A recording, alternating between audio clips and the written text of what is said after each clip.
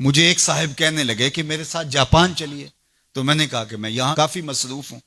تو انہوں نے مجھے کہا کہ آپ ذرا چل کے دیکھیے تو صحیح، آپ کو 29 سال ہو گئے ہیں تبلیغ کرتے ہوئے، سمجھاتے ہوئے، اور 40 برس آپ کے والد گرامی کو بھی ہو گئے، اور پھر اس کے بعد آگے بھی آپ کے مشائخ، اور اسی طرح آپ اب مبلغین تیار کر رہے ہیں، جمعہ میں بھی یہی خطبہ ہوتا ہے، اجتماعات میں بھی یہی گفتگو کرتے ہیں. تو آپ جو تبلیغ کر رہے ہیں اور لوگوں کو یہ بتا رہے ہیں، یہ کوئی میرا فلسفہ نہیں ہے، تو میں آپ کو جس کا پابند بنانا چاہتا ہوں، یہ تمہارے رسول کی سنت ہے. جس پیارے سے تم ٹوٹ کے محبت کرتے، یہ اس کا طریقہ ہے کہ جھوٹ نہیں بولنا.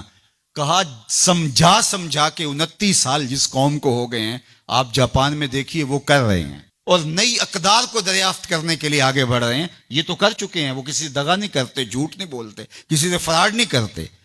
ان کو کسی مذہب نے نہیں یہ بتایا، ان کی ماں کی گود سے تربیت ملی کہ جھوٹ نہیں بولنا. اس کی ماں کی گود سے تربیت ملی کسی سے دھوکہ نہیں کرنا، کسی سے فراڈ نہیں کرنا.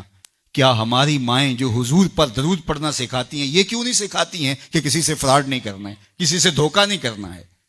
ہم کیا ممبر و محراب سے ساری زندگی اب اسی مشن پہ لگے رہیں گے کہ یہ نہیں کرنا، اور دنیا کو تسخیر کرنے کا خواب شرمندہ تعبیر رہ جائے گا؟ یار جب بچہ ہوتا ہے کچی کلاس کے اندر تو اس کو پورنے ڈال کے دیے جاتے ہیں، آپ کو اگر یاد ہو تو، اور اس کے اوپر وہ لفظ لکھتا ہے، اور وہ میٹرک تک چلا جائے ابھی تک پورنے ہی جو ہے اس کو ڈال کے دینے پڑے، تو پھر وہ کس طرح ماسٹر کرے گا؟ یار ابھی تک ہم سچ بولنے کے عادی نہیں ہوئے، پوری کائنات کے اندر محمد عربی کا دین کیسے پہنچائیں گے ہم کیسے پہنچائیں گے؟ دنیا کہاں سے کہاں چلی گئی اور ہم کہاں کھڑے ہیں.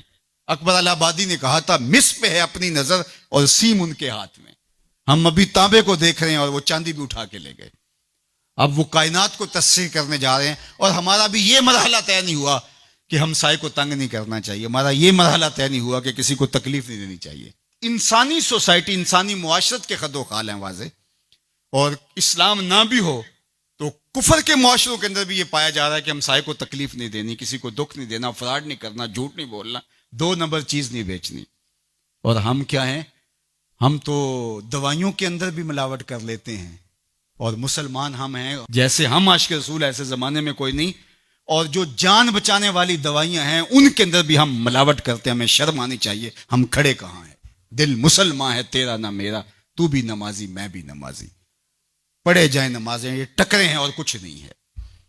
ہمارا دین ہم کو ایک ایسی پاکیزہ زندگی گزارنے کی تلقین کرتا ہے.